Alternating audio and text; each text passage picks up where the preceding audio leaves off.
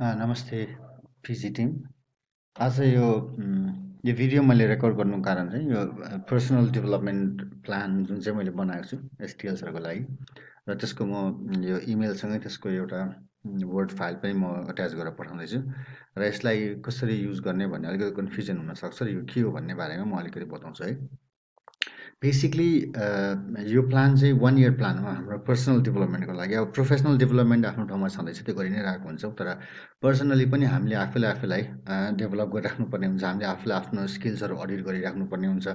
हाम्रोमा के कति कमी कमजोरीहरू छ त्यसलाई हामीले कसरी अगाडि बढाउने, किनभने पर्सनली जब हामी डेभलप गर्छौँ प्रोफेसनली पनि आफै नै भइहाल्छौँ होइन।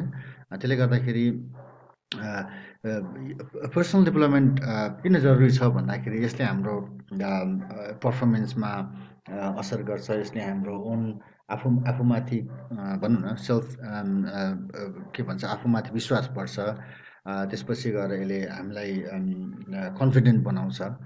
त्यो मात्रै नभएर हाम्रो लाइफको धेरै अरू भनौँ न बाटोहरूमा धेरै अरू ठाउँहरूमा पनि यसले हामीलाई हेल्प गर्छ। खालि अफिसमा मात्रै होइन कि यो लाइफको हरेक डिफ्रेन्ट क्वार्टर्सहरूमा यसले हामीलाई हेल्प गर्छ, राइट। सो अब यो जुन चाहिँ पर्सनल डेभलपमेन्ट प्लान यहाँ हेरिराख्नु भएको छ यसमा छ डेट। सो डेट मैले राखेको चाहिँ हिजोको डेट राखेको चाहिँ 5 मे 2020 होइन। आफ्नो नेम यहाँ राख्ने, आफ्नो पोजिसन यहाँ राख्ने होइन। त्यसपछि करियर मिसन स्टेटमेन्ट। अब मिसन स्टेटमेन्ट भन्दा जसरी हरेक कम्पनीको पनि आफ्नो मिसन स्टेटमेन्ट हुन्छ होइन। मिसन र भिजन हुन्छ। भिजन भनेपछि चाहिँ नि म के हुने त, कहाँ पुग्ने भन्ने एउटा सोचाइ राख्नु भन्यो भने, मिसन भनेपछि त्यहाँसम्म कसरी पुग्ने, त्यो बाटो कसरी पुग्ने त होइन। सो बेसिकली हरेक कम्पनीको त्यसरी मिसन स्टेटमेन्ट हुन्छ, भिजन हुन्छ। त्यसरी नै हाम्रो पनि एउटा मिसन र भिजन हुन पर्यो, राइट। सो करियर मिसन स्टेटमेन्टमा चाहिँ करियर वाइज चाहिँ मेरो मिसन स्टेटमेन्ट के हो त, म 1 वर्षभित्रमा के हुन चाहन्छु, कहाँ पुग्न चाहन्छु होइन। र त्यहाँसम्म पुग्नलाई मलाई के चाहिन्छ त, राइट। सो मेरो अब्जेक्टिभ के हो, जस्तो मलाई एउटा घर बनाउनु छ भने, मैले 1 वर्षभित्रमा घर बनाउनु छ भने त्यो घर बनाउनुको लागि मलाई के चाहियो त अब होइन। सबभन्दा पहिले त मलाई के अरे जग्गा चाहियो, पैसा चाहियो, र मटेरियल्सहरू चाहियो सबै। तर त्योभन्दा पनि इम्पोर्टेन्ट मलाई के चाहियो, मलाई ब्लु प्रिन्ट चाहियो, मलाई एउटा नक्सा चाहियो नि त घरको होइन। त्यो नक्सा हेरेर त म घर बनाउँछु। सो सिमिलरली अब हामीले के गर्नु पऱ्यो भने करियर मिसन स्टेटमेन्टमा यहाँनिर चाहिँ what you want to achieve in 1 year and why, किन के गर्न चाहन्छ। जस्तो इक्जाम्पलमा चाहिँ for example if you want to become among the top 5 STLs, म चाहिँ मेरो STL टिमको चाहिँ टप 5 मा पुग्न चाहन्छु म PN 1 वर्षमा होइन। सो किन भन्दा because I want to get there, I want to advance in life होइन। सो मैले काममा एडभान्स गरेँ, लाइफमा पनि त एडभान्स गर्छु, किनभने काममा मैले कुनै नयाँ कुरा सिक्छु भने त्यो त मैले लाइफमा पनि त अप्लाई गर्छु होइन। सो लेट्स सी, म चाहिँ चाहन्छु कि म चाहिँ 1 वर्षभित्रमा चाहिँ टप 5 STLs हुन चाहन्छु होइन पिएनजीको भनेदेखि। अब फर इक्जाम्पल मलाई के चाहियो त, मलाई त्यहाँसम्म पुग्नको लागि चाहिँ मैले के गर्नुपर्ने भयो त। सो लेट्स से नम्बर 1 गोलमा चाहिँ I want to improve my spoken communication skills. यही हुनुपर्छ नि, जरुरी छैन। यो चाहिँ आफ्नो इन्डिभिजुअल निड अनुसारले हुने हो, कसैलाई के हो कसैलाई के हो। तर मैले चाहिँ ट्रेनिङ निड एनालिसिस हेरेको अनुसारले चाहिँ मैले थाहा पाएको मेन चाहिने चाहिँ इङ्ग्लिस छ, एक्सेल छ, कम्युनिकेसन स्किल्स छ, प्रेजेन्टेसन स्किल्स छ र सफ्ट स्किल्स छ। र सफ्ट स्किल्स भनेपछि चाहिँ नि basically how you deal with people, how you talk to people, how you present yourself, how you speak होइन। So it's all about the impression you give मान्छेसँग कुरा गर्दाखेरि। And that includes तपाईँको the way you dress up, the way you present yourself, लुगा लाउनुदेखि लिएर everything. एउटा overall चाहिँ वेल राउन्डेड पर्सनालिटी कसरी बनाउने त भन्ने कुरा आयो नि त यहाँनिर होइन। सो फर इक्जाम्पल यसमा चाहिँ नि I want to improve my spoken communication skills होइन। र टार्गेट डेट चाहिँ 30 अगस्तसँग। अब यो थाहा पाइसकेपछि then I will do is I will help you with कसरी गर्ने त, यसलाई के चाहिन्छ, कस्तो टुल्सहरू चाहिन्छ, के छ त्यो म I will help you with that, I will supply you अथवा आई विल इमेल यु अथवा कोच यु। त्यसपछि लेट्स चाहिँ goal number 2 I want to improve my written communication skills. अब यो गर्नुलाई के चाहियो त भन्दाखेरि अब जस्तो फर इक्जाम्पल ग्रामरमा हेर्नु पऱ्यो। त्यसपछि यदि मलाई एकदमै राम्रो मलाई मेरो इङ्ग्लिस रिटन इङ्ग्लिस बनाउनु छ त्यसपछि मैले चाहिँ अब जस्तो नयाँ टुल्सहरू सिक्न पर्ने भयो होइन। जस्तो भनौँ न इडियम्स एन्ड फ्रेजेस, प्रोभर्ब्सहरू भयो इत्यादि इत्यादि, जुन चाहिँ मटेरियल्सहरू चाहिँ म तपाईँहरूलाई सेयर गर्छु। त्यसपछि गएर गोल नम्बर 3 मा I want to be an advance user of Excel. त्यसको लागि पनि सो हामीले एउटा डेडलाइन पनि राखेका छौँ आफैले, यो तपाईँको उयो इज अनुसार राख्ने हो होइन। त्यसपछि I want to improve my presentation skill. So यो चाहिँ भयो कि 1 वर्षभित्रमा चाहिँ म यो one of the top 5 STL बनाउनको लागि मलाई यो कुराहरू चाहियो होइन। अब बिजनेस नलेज त अभियसली चाहियो तपाईँसँग छँदैछ होइन, यो अलरेडी ह्याभ तपाईँलाई एफएमसिजीको नलेज। त्योदेखि बाहेक पनि होइन, जुन कुराले तपाईँलाई त्यो तपाईँको अकम्प्लिस गर्नलाई हेल्प गर्छ। त्यसपछि गएर I want to develop my personality. त्यसको लागि के चाहिन्छ, कस्तो कस्तो चाहिन्छ होइन, लट अफ थिङ्स जसले चाहिँ तपाईँलाई हेल्प गर्नुसक्छ। तपाईँले लगाउने तरिका, बोल्ने तरिका, मान्छेले तपाईँलाई कसरी पर्सिभ गर्छ, यो सब कुराहरू आउँछ होइन।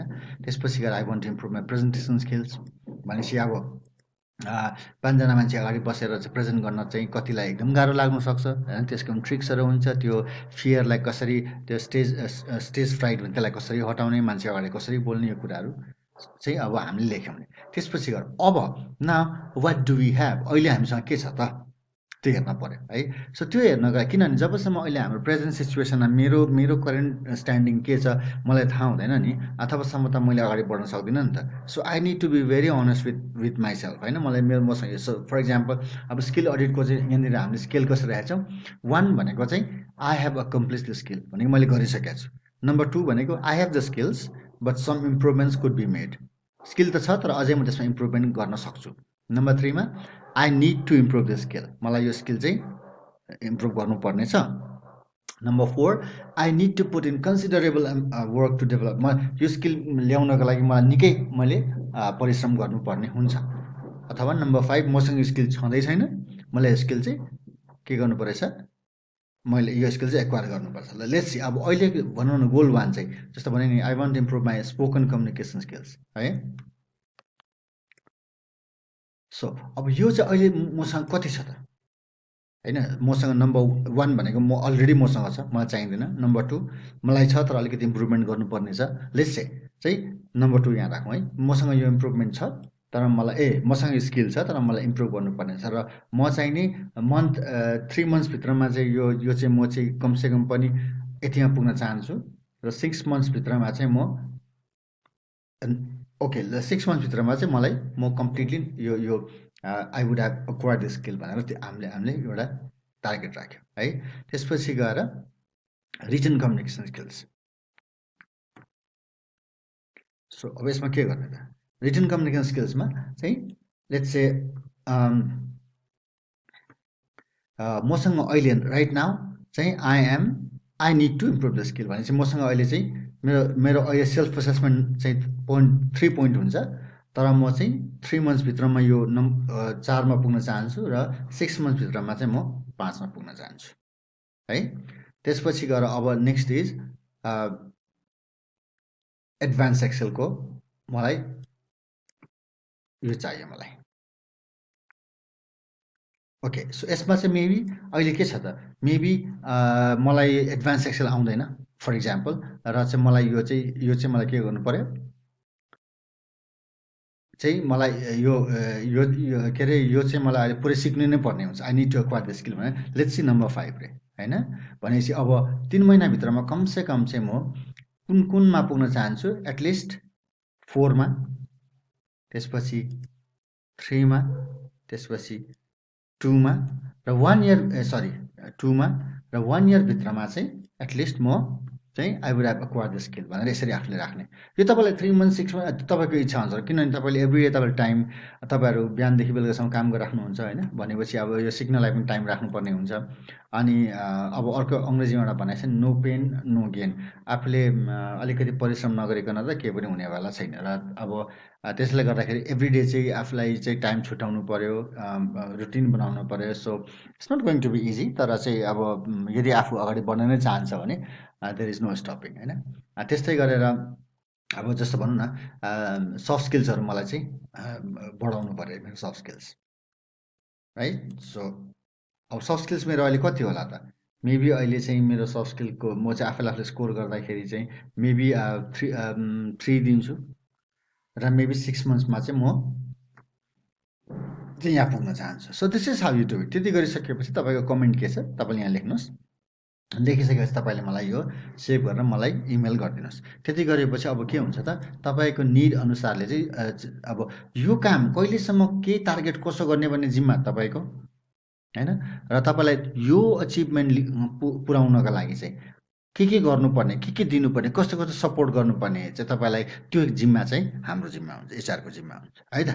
ल, सो प्लिज राम्रोसँगले भएर तपाईँले पठाउनु होला। र तपाईँलाई कुनै पनि कन्फ्युजन छ भने अभियसली तपाईँले मसँग कुरा गर्दा हुन्छ, इमेल गर्दा हुन्छ, फोन गर्दा हुन्छ, है त?